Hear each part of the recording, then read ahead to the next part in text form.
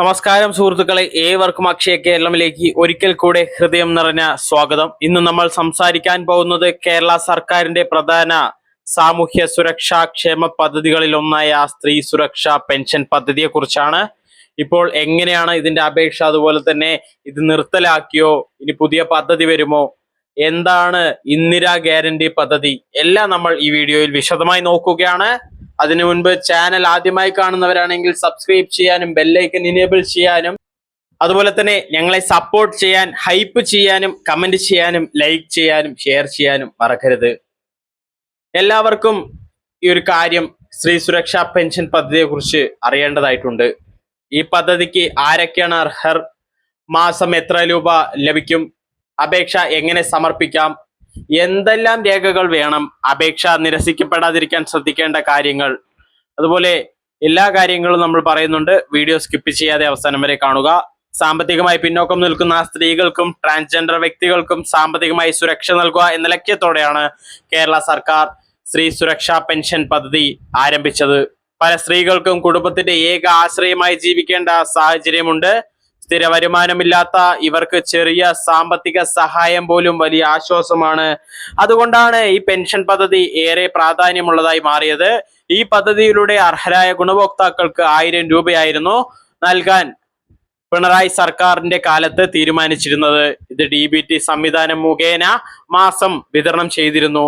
അതുപോലെ തന്നെ ഇപ്പോൾ പലർക്കും സംശയമുള്ള ഒരു പ്രധാന കാര്യമാണ്, ഇത് എല്ലാ സ്ത്രീകൾക്കും പെൻഷൻ ലഭിക്കുമോ എന്നുള്ള കാര്യം.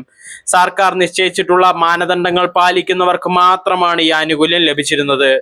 അപേക്ഷിക്കുന്ന വ്യക്തിക്ക് 35 വയസ്സ് മുതൽ 60 വയസ്സ് വരെ പ്രായം ഉണ്ടായിരിക്കണമെന്നുള്ള കാര്യവും പ്രത്യേകം ഉണ്ടായിരുന്നു. 35 വയസ്സിന് താഴെയോ 60 വയസ്സിന് മുകളിലോ ഉള്ളവർക്ക് ഈ പദ്ധതിയിൽ സാധാരണയായി അപേക്ഷിക്കാൻ സാധിക്കുകയുമില്ല. അപേക്ഷകൻ കേരളത്തിലെ സ്ഥിരതാമസക്കാരനായിരിക്കണം. മറ്റു സംസ്ഥാനങ്ങളിൽ സ്ഥിരതാമസമുള്ളവർക്ക് ഈ പദ്ധതിയുടെ ആനുകൂല്യവും ലഭിക്കില്ല. അതുപോലെ BPL കുടുംബമായിരിക്കണം. ഇതാണ് പ്രധാനപ്പെട്ട നിബന്ധന. അപേക്ഷകൻ BPL വിഭാഗത്തിൽ ഉൾപ്പെടുന്ന കുടുംബങ്ങൾ ആയിരിക്കണം എന്നുള്ള പ്രധാന കാര്യമുണ്ട്. സാധാരണയായി മഞ്ഞ റേഷൻ കാർഡ് അല്ലെങ്കിൽ പിങ്ക് റേഷൻ കാർഡ് ഉള്ള കുടുംബാംഗങ്ങൾക്കാണ് ഈ പദ്ധതിക്ക് അർഹത നേടുന്നത്. APL വിഭാഗത്തിൽപ്പെടുന്ന സാധാരണ ഈ പദ്ധതിയിൽ ഉൾപ്പെടാൻ സാധിക്കില്ല. അതുപോലെ ചില കാര്യങ്ങൾ, വിധവാ പെൻഷൻ, വികലാംഗ പെൻഷൻ, കർഷക പെൻഷൻ, മറ്റ് സാമൂഹ്യ സുരക്ഷാ പെൻഷനുകൾ, ഇതെല്ലാം വാങ്ങുന്നവർക്ക് ഈ പെൻഷൻ, സ്ത്രീ സുരക്ഷാ പെൻഷൻ ലഭിച്ചിരുന്നില്ല. ഒരു വ്യക്തിക്ക് ഒരേ സമയം ഒന്നിലധികം സർക്കാർ ക്ഷേമ പെൻഷനുകൾ അനുവദിക്കില്ല എന്നുള്ളതാണ് സത്യം. ഈ പദ്ധതിയുമായി ഭാഗമായവർക്ക് പ്രതിമാസം 1000 രൂപയായിരുന്നു ലഭിച്ചിരുന്നത്. ഈ തുക നേരിട്ട് ബാങ്ക് അക്കൗണ്ടിലേക്ക് ക്രെഡിറ്റ് ചെയ്തിട്ടുണ്ടായിരുന്നു. അതുപോലെ തന്നെ അപേക്ഷിക്കാൻ ആധാറാണ് പ്രധാന രേഖ. അതുപോലെ മൊബൈൽ നമ്പർ ആധാറുമായി ബന്ധിപ്പിച്ചിരിക്കുന്നത് കൂടുതൽ സൗകര്യപ്രദമാണ്. അതുപോലെ BPL റേഷൻ കാർഡ് ആയിരിക്കണം എന്നുള്ളതാണ്. മഞ്ഞ അല്ലെങ്കിൽ പിങ്ക് റേഷൻ കാർഡിന്റെ പകർപ്പ് ആവശ്യമാണ്. അതുപോലെ പ്രായം തെളിയിക്കുന്ന രേഖ, ജനന certificate, SSLC certificate, passport, medical age certificate, ഇങ്ങനെയുള്ള കാര്യങ്ങൾ പ്രധാനമാണ്. അതുപോലെ ബാങ്ക് പാസ്ബുക്ക്, ബാങ്ക് അക്കൗണ്ട് വിവരങ്ങൾ വ്യക്തമായി കാണുന്ന പാസ്ബുക്കും ആവശ്യമാണ്. അതുപോലെ സ്വയം സാക്ഷ്യപ്പെടുത്തൽ സർട്ടിഫിക്കറ്റ് ആവശ്യമാണ്. സെൽഫ് ഡിക്ലറേഷൻ ഫോം പൂരിപ്പിച്ച് സമർപ്പിക്കേണ്ടി വരും. അതുപോലെ ഓൺലൈൻ ആയിട്ടായിരുന്നു ഇത് സമർപ്പിക്കേണ്ട ഇത് വന്നിട്ടുണ്ടായിരുന്നത്. സ്മാർട്ട് പോർട്ടൽ വഴിയായിരുന്നു അന്ന് സമർപ്പിക്കേണ്ട ഒരു കാര്യം വന്നിട്ടുണ്ടായിരുന്നത്. സ്ത്രീ സുരക്ഷാ പെൻഷൻ ഓപ്ഷൻ തിരഞ്ഞെടുത്ത് അതിൽ രേഖകളെല്ലാം നമ്മൾ കൊടുക്കുകയായിരുന്നു ചെയ്തിട്ടുണ്ടായിരുന്നത്. അതുപോലെ ഓഫ്ലൈൻ ആയിട്ടും ഇതിന്റെ അപേക്ഷ ഉണ്ടായിരുന്നു. ഓൺലൈൻ അപേക്ഷിക്കാൻ ബുദ്ധിമുട്ടുള്ളവർക്ക് മറ്റൊരു മാർഗം കൂടി ഉണ്ടായിരുന്നു. ഗ്രാമപഞ്ചായത്ത് ഓഫീസ് അല്ലെങ്കിൽ മുനിസിപ്പാലിറ്റി, കോർപ്പറേഷൻ ഓഫീസ് എന്നിവിടങ്ങളിൽ അപേക്ഷ സമർപ്പിക്കുന്ന ഒരു രീതിയും ഉണ്ടായിരുന്നു. അവിടെ നിന്നും അപേക്ഷ ഫോം ലഭിക്കും. അതുപോലെ രേഖകൾ സഹിതം സമർപ്പിച്ചാൽ ഉദ്യോഗസ്ഥർ തുടർ നടപടികൾ സ്വീകരിക്കുകയും ചെയ്യും. അതുപോലെ അപേക്ഷ സമർപ്പിക്കുമ്പോൾ ഇനി പ്രധാന ഒരു കാര്യം പറഞ്ഞു തരാം. അപേക്ഷ സമർപ്പിക്കുമ്പോൾ ബാങ്ക് അക്കൗണ്ട് സജീവമാണോ, ആധാറുമായി ബാങ്ക് അക്കൗണ്ട് ലിങ്ക് ചെയ്തിട്ടുണ്ടോ, രേഖകളിൽ എന്തെങ്കിലും തെറ്റുണ്ടോ, പേരും അതായത് ആധാറിലെയും ജനന തീയതിയിലും എല്ലാത്തിലും പേര് കാര്യങ്ങളെല്ലാം എന്തെങ്കിലും വ്യത്യാസമുണ്ടോ എന്നുള്ള കാര്യം പ്രത്യേകം ശ്രദ്ധിക്കണം. അതായത് SSLC സർട്ടിഫിക്കറ്റ്, ആധാർ, ഇത് രണ്ടിലും എന്തെങ്കിലും വ്യത്യാസമുണ്ടോ എന്നുള്ളത് പ്രധാനമായും ശ്രദ്ധിക്കേണ്ട കാര്യമാണ്.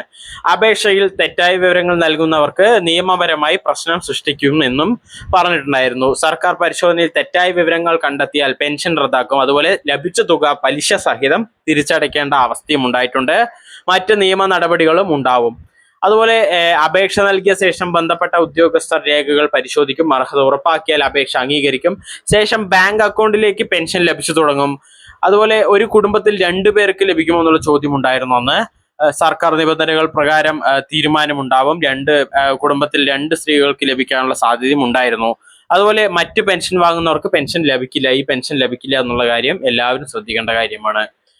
പിന്നെ ഇനി പ്രധാന കാര്യം, ഈ ഒരു പെൻഷൻ പദ്ധതി നിർത്തലാക്കിയെന്ന് UDF സർക്കാർ പറഞ്ഞിട്ടുണ്ടായിരുന്നു.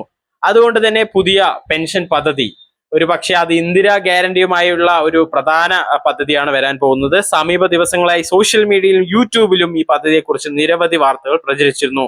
പെൻഷൻ നിർത്തി, 4000 രൂപ കിട്ടും, പുതിയ പദ്ധതി വന്നു, എല്ലാവരെയും ഒഴിവാക്കും, ഇങ്ങനെ പലതരത്തിലുള്ള മെസ്സേജും അതായത് തംബ്നെയിലും എല്ലാം ക്രിയേറ്റ് ചെയ്ത് ഒരുപാട് പേര് ഇതിനെക്കുറിച്ചുള്ള ഒരു വീഡിയോ പബ്ലിഷ് ചെയ്തിരുന്നു. ഫേസ്ബുക്കിലായിക്കോട്ടെ, വാട്സാപ്പിലായിക്കോട്ടെ, ഇൻസ്റ്റഗ്രാമിലായിക്കോട്ടെ, എല്ലാത്തിലും ഇതിനെക്കുറിച്ചുള്ള വാർത്തകൾ പ്രചരിച്ചുകൊണ്ടേയിരുന്നു. ഇപ്പോൾ പോലും പല യൂട്യൂബ് ചാനലുകളും നാളെ മുതൽ പെൻഷൻ, സ്ത്രീ സുരക്ഷാ പെൻഷൻ വിതരണം എന്ന് പറഞ്ഞ് ഇപ്പോൾ ചാനൽ അതിനെക്കുറിച്ച് വീഡിയോ ഇട്ടിട്ടുണ്ടായിരുന്നു. അതുകൊണ്ടാണ് ഞാൻ ഈ ഒരു വീഡിയോ ചെയ്യുന്നത്. ഇന്ന് പ്രധാനമായിട്ടും അതിനെക്കുറിച്ചുള്ള സ്ത്രീ സുരക്ഷാ പെൻഷൻ ഇനി എന്താവും എന്നുള്ള കാര്യം എല്ലാം നമുക്ക് നോക്കാൻ വേണ്ടിയിട്ട് തന്നെയാണ്, പറയാൻ വേണ്ടിയിട്ട് തന്നെ, നിങ്ങളെ ബോധവൽക്കരിക്കാൻ വേണ്ടിയിട്ട് തന്നെയാണ് ഈ വീഡിയോ ചെയ്യുന്നത്.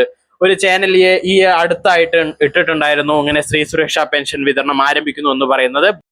അപ്പോൾ അതിനെക്കുറിച്ച് നമുക്ക് നോക്കാം. ഇനി UDF സർക്കാർ എന്ത് നിലപാട് എടുക്കുമെന്നുള്ള കാര്യം എല്ലാം നമുക്ക് ഒന്ന് വിശദമായി പറയാം. കാരണം സ്ത്രീ സുരക്ഷാ പെൻഷനെ കുറിച്ചുള്ള കാര്യമാണ് ഇപ്പോൾ ഇത്ര നേരം പറഞ്ഞത്. ഇനി ഇന്ദിരാ ഗ്യാരണ്ടിയുമായി ബന്ധപ്പെട്ട കാര്യം നമ്മൾ സംസാരിക്കാൻ പോവുകയാണ്. സാമ്പത്തികമായി പിന്നോക്കം നിൽക്കുന്ന സ്ത്രീകൾക്കും ട്രാൻസ്ജെൻഡർ വിഭാഗത്തിനും പ്രതിമാസ സാമ്പത്തിക സഹായം നൽകുക എന്ന ലക്ഷ്യത്തോടെയാണ് സ്ത്രീ സുരക്ഷാ പെൻഷൻ ആരംഭിച്ചതെന്ന് പറഞ്ഞു. അർഹരായ ഗുണഭോക്താക്കൾക്ക് പ്രതിമാസം 1000 രൂപ ബാങ്ക് അക്കൗണ്ടിലേക്ക് നേരിട്ട് ലഭിക്കുന്ന രീതിയിലായിരുന്നു ഈ പദ്ധതിയും ഉണ്ടായിരുന്നത്. ഈ പദ്ധതിക്ക് നിരവധി സ്ത്രീകൾ അപേക്ഷിക്കുകയും പലർക്കും ഇതിനകം ആനുകൂല്യം ലഭിക്കുകയും ചെയ്തിട്ടുണ്ട്. ഇപ്പോൾ ഉയരുന്ന ഏറ്റവും വലിയ ചോദ്യം, സ്ത്രീ സുരക്ഷാ പെൻഷൻ നിർത്തലാക്കുകയാണോ? സർക്കാർ വ്യക്തമായ ഒരു കാര്യം പറഞ്ഞു. ഈ ഒരു പദ്ധതി നിലവിലുള്ള രൂപത്തിൽ പദ്ധതി തുടരില്ല. അത് പ്രധാനമായും ശ്രദ്ധിക്കണം. അതായത് നിലവിലെ പദ്ധതിയുടെ ഘടനയിൽ മാറ്റങ്ങൾ വരുത്താനാണ് സർക്കാർ ആലോചിക്കുന്നത്. ഇത് പലരും തെറ്റായി വ്യാഖ്യാനിച്ച് പെൻഷൻ പൂർണ്ണമായും അവസാനിച്ചു എന്ന രീതിയിൽ പ്രചരിക്കുന്നുണ്ട്. എന്നാൽ ഔദ്യോഗികമായി അത്തരമൊരു പ്രഖ്യാപനം വന്നിട്ടുമില്ല. അതുപോലെ സർക്കാർ വിശദീകരിച്ച പ്രകാരം ഒരു നിലവിലെ പദ്ധതി വളരെ പരിമിതമായ വിഭാഗത്തെ മാത്രമാണ് ഉൾക്കൊള്ളിക്കുന്നത്. അതുകൊണ്ട് തന്നെ അർഹരായ പല സ്ത്രീകൾക്കും ഈ പദ്ധതിയുടെ പ്രയോജനം ലഭിക്കുന്നില്ലെന്നാണ് വിലയിരുത്തലും വന്നിരിക്കുന്നത്. അതുകൊണ്ട് നിലവിലെ പ്രതിമാസ ധനസഹായം മാത്രം നൽകുന്ന രീതിക്ക് ഈ ഒരു പദ്ധതി വരില്ല. പകരം കൂടുതൽ സമഗ്രമായ ഒരു ക്ഷേമ പദ്ധതി രൂപീകരിക്കാനാണ് UDF സർക്കാർ ലക്ഷ്യമിടുന്നതെന്ന് അറിയിച്ചിട്ടുണ്ട്. സർക്കാരിന്റെ വിശദീകരണം അനുസരിച്ച് സ്ത്രീകളുടെ സാമ്പത്തിക ശാക്തീകരണത്തിനും സ്വയം പര്യാപ്തതയ്ക്കും കൂടുതൽ പ്രാധാന്യം നൽകുന്ന പുതിയ പദ്ധതി തയ്യാറാക്കുന്ന നടപടികൾ പുരോഗമിക്കുകയാണ്. ഈ പദ്ധതി നിലവിലെ പെൻഷൻ മാതൃകയിൽ നിന്ന് വ്യത്യസ്തമായിരിക്കും. അതുപോലെ പുതിയ പദ്ധതിയുടെ വിശദാംശങ്ങൾ ഔദ്യോഗികമായി പ്രഖ്യാപിച്ച ശേഷം അത് അറിയിക്കാം. അതുപോലെ തന്നെ സർക്കാർ പ്രതിനിധികളുടെ പ്രസ്താവന പ്രകാരം വരുന്ന 6 മാസത്തിനുള്ളിൽ കൂടുതൽ മെച്ചപ്പെട്ട പുതിയ പദ്ധതി പ്രഖ്യാപിക്കാൻ ശ്രമിക്കുന്നതായി അറിയിച്ചിട്ടുണ്ട്. അതായത് സ്ത്രീ സുരക്ഷാ പെൻഷൻ എന്ന പേര് പോലും ഒരുപക്ഷെ മാറ്റും. ഇന്ദിരാ ഗ്യാരണ്ടിയുമായി യോജിപ്പിക്കാനുള്ള സാധ്യതകളും ഏറെയാണ്. എന്നാൽ കൃത്യമായ തീയതി, ഔദ്യോഗിക ഉത്തരവ് ഇതുവരെ വന്നിട്ടില്ല. അതുപോലെ ഈ 1000 രൂപ എന്നുള്ളത് 2000 രൂപ ആക്കുമോ എന്നുള്ളതും നമ്മൾ കാണുക തന്നെ വേണം. അതുപോലെ നിലവിൽ പെൻഷൻ വാങ്ങുന്നവർ എന്ത് ചെയ്യണം എന്നുള്ള ചോദ്യം പലരും ചോദിക്കുന്നുണ്ട്. അതിനുള്ള ഉത്തരം ഇതാണ് ഏറ്റവും കൂടുതൽ ഉയരുന്ന ചോദ്യം. നിലവിലെ സ്ത്രീ സുരക്ഷാ പെൻഷൻ ലഭിക്കുന്നവർ പരിഭ്രാന്തരാകേണ്ട ആവശ്യമില്ല. സർക്കാർ പുതിയ ഉത്തരവ് പുറത്തിറക്കുന്നതുവരെ നിലവിലുള്ള ഔദ്യോഗിക അറിയിപ്പാണ് പരിശോധിക്കേണ്ടത്.